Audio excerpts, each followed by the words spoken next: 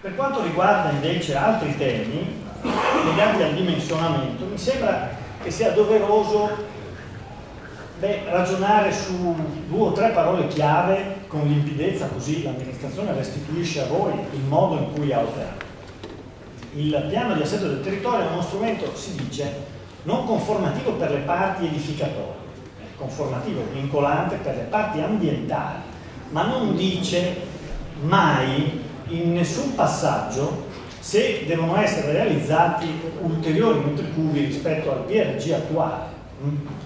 Infatti si dice che una volta adottato e approvato il piano di assetto del territorio, le potenzialità edificatorie sono quelle del PRG attuale, quindi non c'è un metro cubo di variante rispetto al passato. Questo è un dato tecnico. Altro dato tecnico invece è che questo piano di assetto del territorio prende la città consolidata attuale e le sue aree di espansione, le riorganizza, le taglia e giunge a una sommatoria di aree tra città consolidata e la città in espansione che è minore per estensione rispetto all'attuale città consolidata e alle aree di espansione per la misura di 25 ettari. Questo è. Si restringe la città, si restringe rispetto al suo perimetro attuale.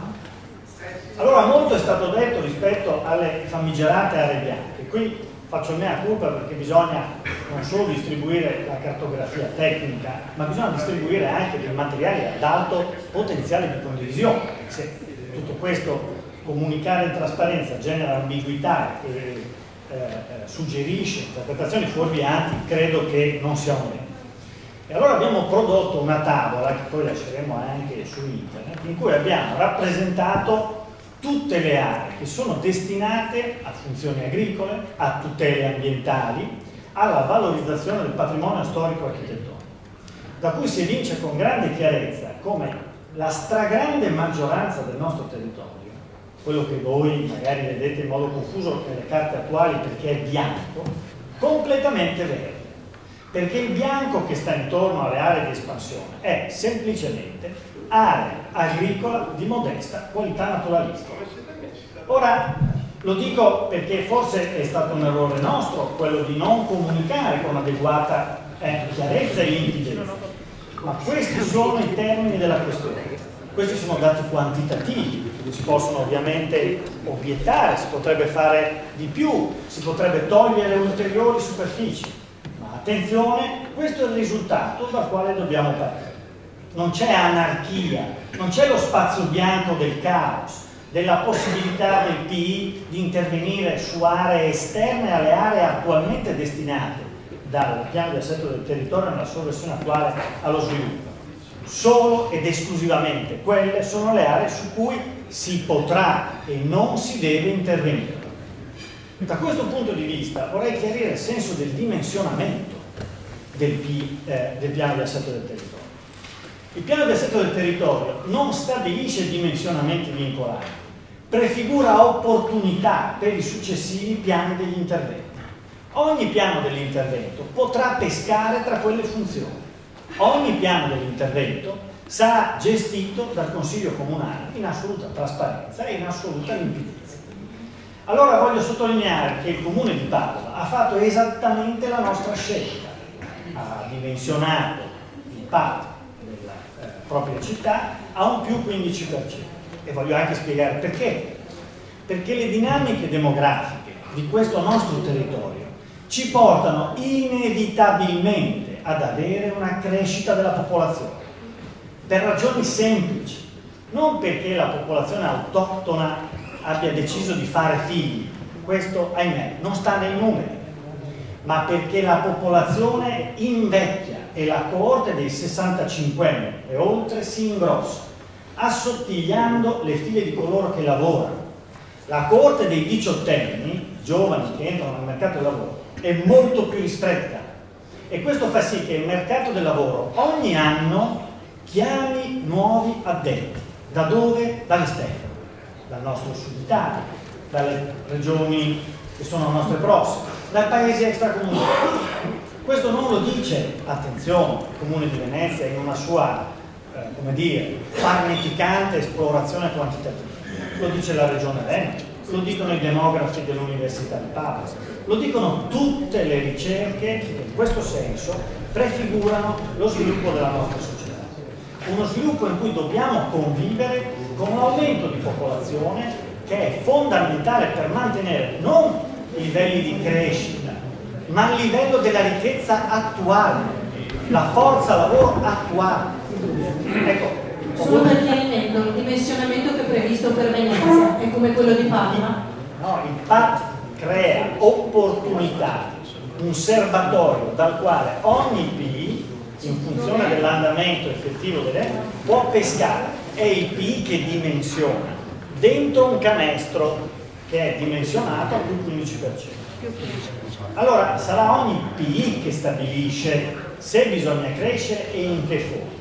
Da questo punto di vista voglio ricordare che l'ho visto nella documentazione dei 40 per, è stato oggetto anche di una bella discussione con altre associazioni, che i processi di densificazione, i processi di riqualificazione, questo PAT li prevede non casualmente intorno alla maglia infrastrutturale pubblica.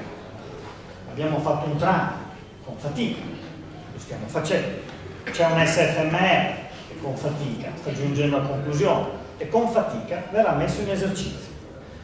Queste due maglie infrastrutturali della mobilità pubblica diventano per noi i percorsi lungo i quali attestare processi di aumento della densità, aumento della qualità urbana.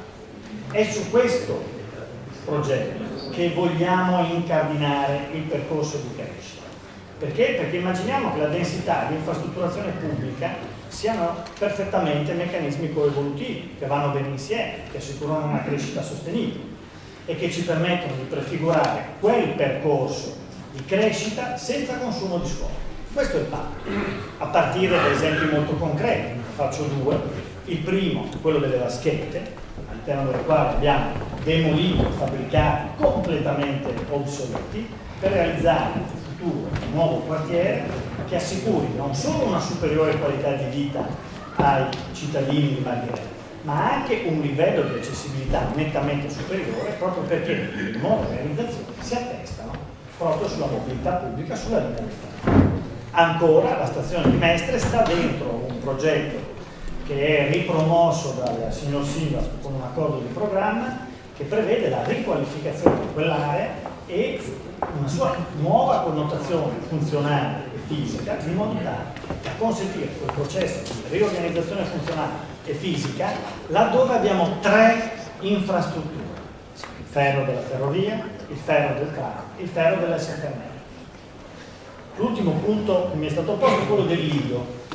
Allora la continuità amministrativa fa sì che uno prende quello che arriva dal passato e poi lo aggiusta progressivamente, cercando di adattarlo, cercando di perfezionarne i contenuti e anche, in questo caso, di perfezionarne i processi decisionali.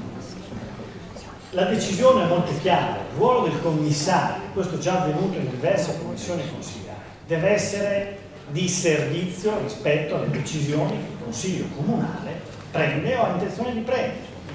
Questa è la volontà che il Comune intende porre in essere. Allora, visto che vorrei passasse come me la teoria, vi ricordo che il progetto del Parco delle Rose, che era stato innescato dalla precedente consigliatura, grazie al commissario, è stato ripreso in questa consigliatura, è stato ricondotto entro un percorso partecipato e condiviso, peraltro hanno partecipato anche tutte le associazioni ambientaliste del Lido, ed è stato riportato in commissione consiliare. Commissione consiliare in cui ho ascoltato 17 interventi della municipalità e dei consiglieri. La sintesi è diventato il dispositivo che il sindaco ha portato alla conferenza dei servizi, che ovviamente è l'organo che consente poi al commissario di promuovere quell'attività di progetto, rendendo così esecutore il commissario rispetto al disegno che invece è caro all'amministrazione comunale. Questo processo di spostamento è un percorso che verrà reiterato e promosso con altrettanta fermezza anche per i progetti che caratterizzano il nuovo attestamento a nord per quanto riguarda la DARS e tutti i progetti che seguiranno. Stiamo riportando il Lido dentro il suo luogo naturale, quello del Consiglio Comunale. Lo stiamo facendo progressivamente, riallineando procedure che erano oggettivamente non coerenti con quelli che sono i luoghi della decisione pubblica e rimettendo dentro i binari della normalità un percorso che effettivamente si era come progressivamente allargato verso luoghi estranei al percorso democratico.